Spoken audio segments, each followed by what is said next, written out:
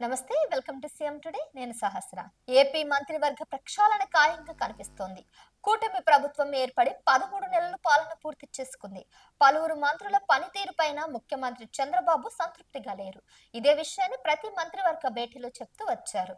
పనితీరు మెరుగ్గా ఉంటే గనక ఇక రోజులు లెక్క పెట్టుకోవాల్సిందని హెచ్చరించారు. అయినా కొందరు మంత్రుల తీరులో మార్పు రావడం లేదు. దీంతో మంత్రివర్గ ప్రక్షాళనకు సిద్ధమవుతున్నట్లు తెలుస్తుంది. ఈ మేరకు ముహూర్తం సైతం ఖరారు అయినట్లు కూటమి నేతల్లో ప్రచారం సాగుతోంది. ఏపీ మంత్రివర్గ ప్రక్షాళనకు ముహూర్తం ఫిక్స్ అయింది. పలుమార్లు హెచ్చరించిన పలువురు మంత్రుల తీరులో మార్పు లేకపోవడం, రాజకీయంగా మారుతున్న సమీకరణలు మంత్రుల పనితీరు ఆధారంగా ప్రక్షాళనకు సిద్ధమవుతున్నట్లు తెలుస్తుంది. ఒకేసారి ఏకంగా 6 నుంచి 8 మంత్రుల వరకు మార్పు ఖాయమని కూడా అంటున్నారు. మరి కొందరు శాఖల మార్పు పైన కసరత్తు కూడా కొనసాగుతుంది. నాగబాబును మంత్రివర్గంలోకి తీసుకురావడం పైన పవన్ తన తుది నిర్ణయం వెల్లడించాల్సి ఉంది. అదే విధంగా బీజేపీ సైతం తమకు మరో మంత్రి పదవి ఇవ్వాలని ప్రతిపాదన చేసింది. మిత్రపక్షాలకు ప్రాధాన్యత ఇస్తూ సీనియర్ల సంఖ్య పెంచుతూ ఈసారి ప్రక్షాళన కసరత్తు కొనసాగుతున్నట్లు కూడా తెలుస్తోంది. ఆగస్టు 8 నుంచి 15వ తారీఖు వరకు ప్రక్షాళన ఉంటుందని సమాచారం. ఇక ప్రస్తుతం డిప్యూటీ స్పీకర్ గా ఉన్న రఘురామరాజును మంత్రివర్గంలోకి తీసుకుంటారని పార్టీ నేతల సమాచారం. డిప్యూటీ స్పీకర్ గా గోరంట్ల బుచ్చయ్య చౌదరికి ఛాన్స్ దక్కనుందని అంచనా వేస్తున్నారు. అదే విధంగా జనసేన నుంచి మంత్రివర్గంగా ఉన్నటువంటి దుర్గేష్ ను తప్పిస్తారనే చర్చ కూడా జరుగుతుంది. నాగబాబుతో పాటుగా జనసేన నుంచి కునతాల పేరు కూడా ప్రముఖంగా వినిపిస్తుంది. ప్రస్తుత మంత్రుల్లో ఉత్తరాంధ్రకు చెందిన ముగ్గురిని తప్పించడం పైన పెద్ద ఎత్తున ప్రచారం సాగుతుంది. ఖాయమని కూడా అంటున్నారు. వారి స్థానంలో పల్లా శ్రీనివాస్, కొనతాల, కళా వెంకటరావు పేర్లు గట్టిగా వినిపిస్తున్నాయి. అదే విధంగా గోదావరి జిల్లాల నుంచి సుభాష్ ను తప్పించే అవకాశం ఉందని అంటున్నారు. ప్రస్తుతం నెల్లూరు నుంచి ప్రాతినిధ్యం వహిస్తున్న ఒక మంత్రిని తప్పించే ఛాన్స్ కూడా ఉందని సమాచారం. నెల్లూరు నుంచి ప్రశాంత్ రెడ్డికి అవకాశం దక్కుతుందని భావిస్తున్నారు. వెంకటరాజుకు మంత్రిగా అవకాశం దక్కనుందని తెలుస్తుంది.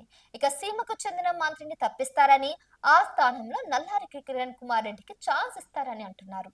కృష్ణా జిల్లా నుంచి ఒక మంత్రి పైన వేటు పడనుందని కూడా ప్రచారం సాగుతుంది. కాగా మరికొందరి శాఖల్లో మాత్రం మార్పులు ఉంటాయని చెప్తున్నారు. జగన్ జిల్లాల పర్యటన, వరుస వివాదాల సమయంలో మంత్రులు సరిగ్గా స్పందించలేదనే అభిప్రాయంతో చంద్రబాబు ఉన్నారు.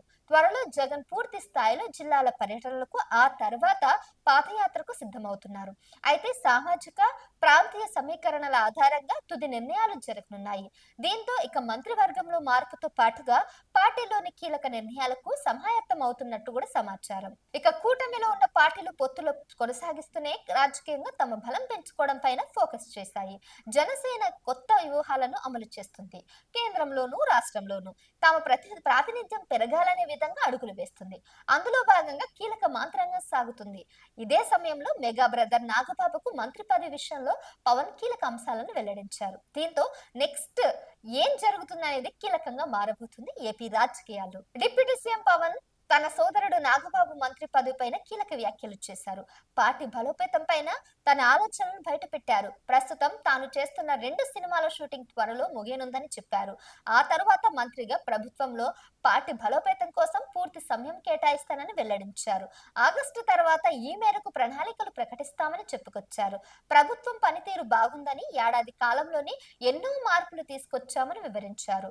ఈ టైంలో సినిమాలో తాను తీయడం కష్టమని, ఇక నుంచి సినిమాల నిర్మాణం మీద దృష్టి పెడతానని పవన్ స్పష్టం చేశారు. ఇక తనకు రాజకీయాలే ముఖ్యమని పవన్ తేల్చి చెప్పేశారు. అదే విధంగా నాగబాబు కేబినెట్ రావాలా వద్దా అనే నిర్ణయం నా దగ్గర ఆగిపోయిందని ఆసక్తికర వ్యాఖ్యలు చేశారు. నాగబాబుకు రాజ్యసభ అవకాశం దక్కకపోవడంతో ఆయన కేబినెట్ లో అవకాశం కల్పిస్తామని సీఎం చంద్రబాబు స్వయంగా ప్రకటించారు. ఆ తర్వాత నాగబాబు ఎమ్మెల్సీ అయ్యారు. ఒకే కుటుంబం నుంచి 2 మంత్రులు ఉంటే రాజకీయంగా విమర్శలు వస్తాయనే అంశం పైన గతంలో పవన్ స్పష్టత ఇచ్చారు. నాగబాబు పార్టీ కోసం కష్టపడ్డారని, పదవుల్లో ఇతర అంశాలను తాను ప్రతిపాదికగా తీసుకోవడం లేదని, పనిచేసిన వారికి గుర్తింపిస్తున్నామని చెప్పుకొచ్చారు.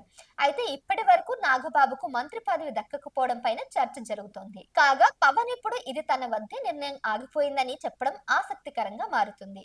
నాగబాబును రాష్ట్ర కేబినెట్ లో తీసుకురావడం వెనుక పవన్ ఎందుకు సంకోచిస్తున్నారనేది పార్టీ నేతల్లో చర్చ మొదలైంది. తాను డిప్యూటీ సీఎం గా ఉండగా నాగబాబును ఢిల్లీకి రాజ్యసభకు పంపే ప్రతిపాదన ప్రతిపాదన పరిశీలనలో ఉందని పార్టీ నేతల సమాచారం.